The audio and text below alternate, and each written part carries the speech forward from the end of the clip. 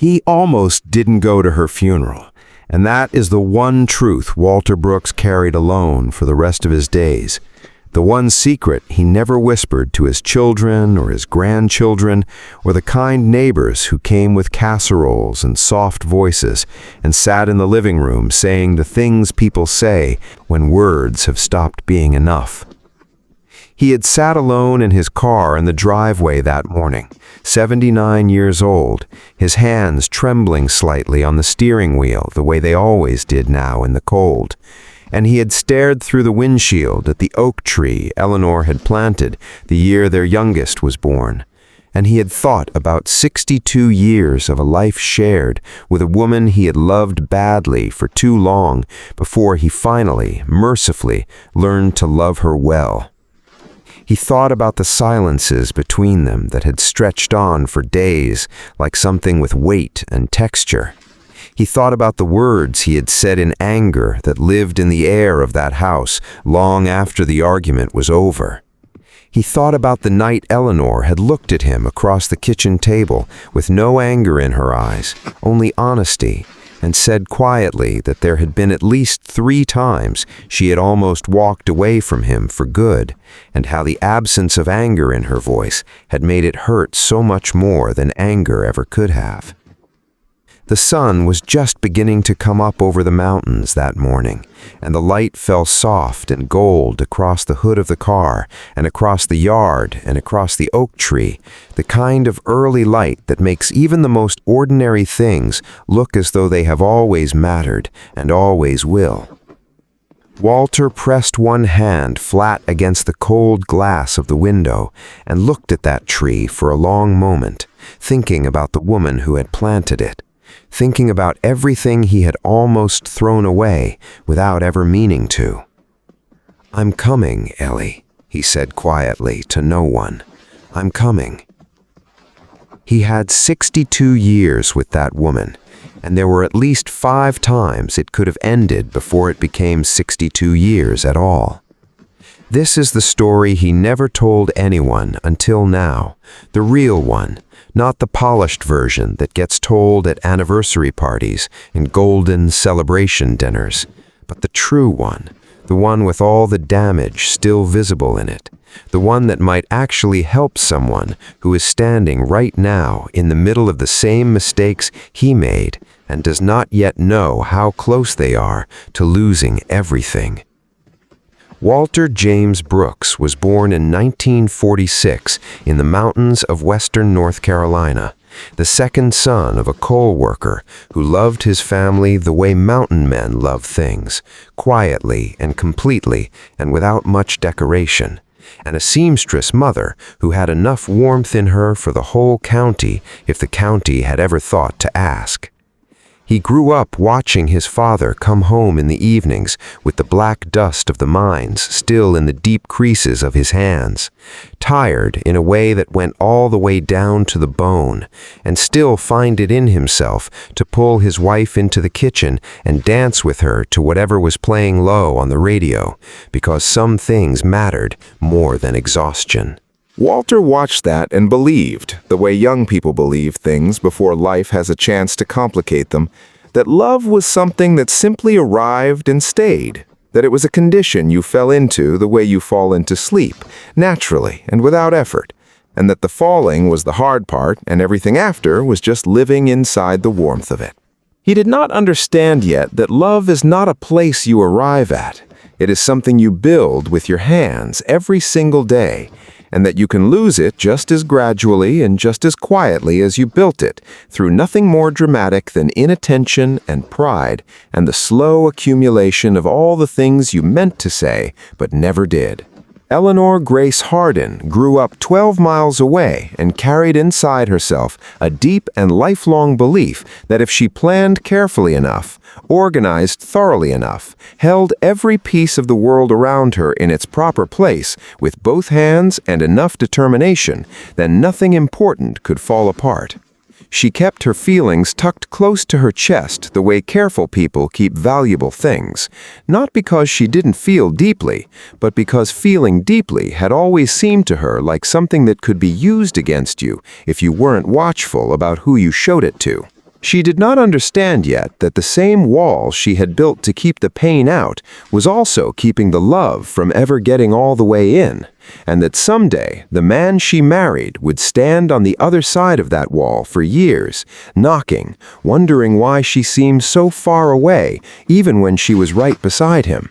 They met at a church social in the summer of 1962, when Walter was 16 and wearing a shirt that belonged to his older brother and was 2 sizes too large for him, and Eleanor was 15 and had spent the better part of that morning making sure every single detail of her appearance was exactly where she intended it to be. He crossed the room and asked her to dance, and she told him she didn't really dance, and he told her that he didn't either, but that it hadn't stopped him yet.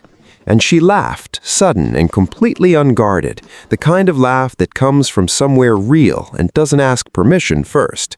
And in that single, unplanned moment, something in the wall came open just wide enough for something true to slip through. They married in the spring of 1964. He was 18 years old, and she had just turned 17, and they stood in a small church with a borrowed ring and their whole lives ahead of them, and absolutely no understanding of what love was actually going to ask of them before it was through. The first mistake arrived so quietly that neither of them recognized it as a mistake at all, because it arrived wearing the face of hard work and sacrifice, which are things that look like virtue from the outside, even when they are being used as weapons from the inside. Walter worked construction through 20 years of weather that had no patience for human comfort. Frozen ground in the deep of January, and July heat had pressed down on a man like something with a personal grudge, and he came home each evening carrying the weight of the day in his back and his hands and his knees. And somewhere in the unexamined space inside himself, he carried the quiet and unspoken belief that surviving all of that entitled him to be seen for it, recognized for it, appreciated for it in ways that Eleanor never quite managed to provide because she was too busy surviving her own war to notice his.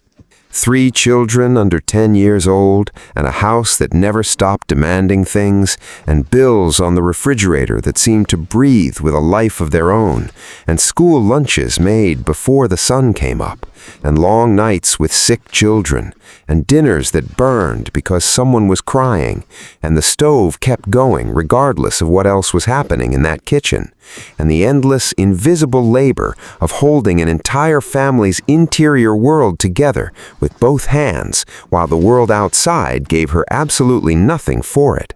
Not a paycheck, not a title, not even most days a simple acknowledgement from the man who came home each evening believing he was the one carrying everything. He thought he was carrying the family. She was drowning inside it, alone in plain sight, and he looked right at her every single day and did not see it. Resentment moved into that house the way cold moves through an old house in winter. Not all at once, not through any single dramatic opening, but through the cracks, slowly and patiently, until one day you realize you have been cold for so long that you have forgotten what it felt like to be warm. Then one evening their youngest daughter, 9 years old, with her hair tangled from sleep, and her eyes carrying the particular seriousness that children sometimes have when they see more than the adults around them want them to see, came downstairs in her nightgown and stood in the kitchen doorway and looked at both of her parents and asked, in a voice that was quiet and genuine and completely without accusation, why they always sounded like enemies. Walter remembered the silence that followed that question for the rest of his life, because it was the loudest silence he had ever heard in that house, and because the child was right, and because being told the truth by someone who loves you and is too young to know how to soften it is one of the most painful and necessary things that can happen to a person. He did not fully understand what had to change until several years later, when he fell from a ladder at a job site and shattered his hip and spent 6 months unable to do much of anything. And Eleanor worked double shifts and paid every bill and helped him bathe and sat beside him in the dark hours of the night when pain kept him awake and held his hand without saying a word. And not once, not a single time in all of those 6 months did she say, "Now you owe me," or "Now you see what it is like," or any of the things that a person keeping score would eventually say. That was when Walter finally understood what love looks like when it has completely stopped keeping receipts.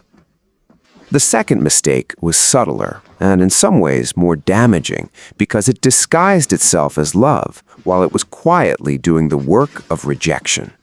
Walter and Eleanor were different people in ways that ran all the way down to the bone, and because they loved each other genuinely and completely, they each believed, in the generous and misguided way that people in love sometimes believe things, that the other person could be gently and lovingly improved into someone slightly more convenient to live with.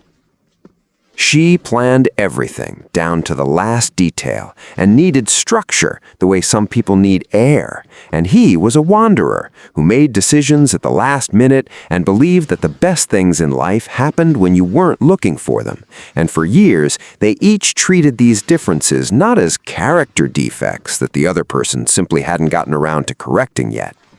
One Christmas Eve, Eleanor had arranged the evening with the quiet precision of someone who had been thinking about it for weeks. Dinner at 6, and church at 8, and gifts by the fire afterward. Every detail considered, every element in its proper place. And that afternoon, Walter loaded the children into the station wagon and drove them an hour away to see a neighborhood famous for its Christmas lights because he thought it would be a wonderful surprise. And the children pressed their faces to the cold glass and gasped at every house and came home glowing and full of joy. And Eleanor was standing alone in the kitchen with red eyes, and Walter looked at her and thought she was being unreasonable and said so, without cruelty, but also without any real attempt to understand. And he did not see that to Eleanor, his spontaneity was not freedom, it was chaos. It was the feeling of every careful thing she had built being cheerfully dismantled by someone who had never once noticed she had built it.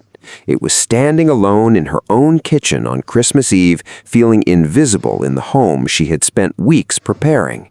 And he chose being right over understanding any of that.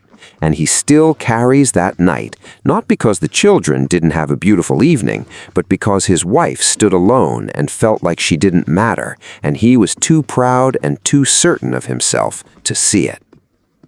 The third mistake nearly ended them entirely, and it was built out of nothing more than silence, which is the most dangerous building material in any marriage because it looks like peace while it is actually pressure, and pressure held long enough always finds a way out. Eleanor hated conflict the way some people hate deep water. She went around it and held her breath waiting for it to pass, and when something hurt her, she buried it somewhere dark and quiet and told herself it would dissolve on its own. And it never dissolved. It only waited, patient and accumulating, until one ordinary winter evening when Walter forgot to pick up her prescription on the way home from work. A small thing, a simple human failure. And he walked through the door, and she looked at his empty hands, and something that had been pressed down for years broke open all at once, and she said things that had never been said out loud in that house, that she didn't feel seen, that she didn't feel like she mattered, that she had spent her whole life holding everyone else together, and she was drowning, and nobody noticed her standing there drowning. And Walter stood in the hallway with his coat still on and did not speak for a long time because he knew with everything in him that she was not talking about the prescription. She was talking about years. She was talking about every wound she had buried instead of spoken, every hurt she had smoothed over instead of named. And they stayed awake together until nearly 4 a.m, saying the honest and painful and long overdue things that silence had been storing storing like kindling, waiting for a match. And what Walter learned that night was that silence does not protect a marriage. It only delays the damage and adds interest to it. And that small hurts spoken early are nothing compared to what they become when they are carried alone in the dark for years. The fourth mistake crept in on the back of ordinary life, which is always how it arrives, not through any dramatic failure, but through the quiet and gradual filling up of all available space with everything that is not the marriage itself. And by their 50s, Walter and Eleanor had stopped truly seeing each other. Their conversations had become logistics, appointments and grocery lists and utility bills. They were not fighting, which almost made it worse. They were simply existing side by side, like two rivers running parallel that had somewhere along the way forgotten they came from the same source. And then their closest friends, married 41 years, announced they were divorcing, and nobody had seen it coming. And Walter met the husband for coffee, and the man looked like something essential had gone out of him permanently. And he said, "We didn't fall out of love in one moment, Walter. We just stopped feeding it.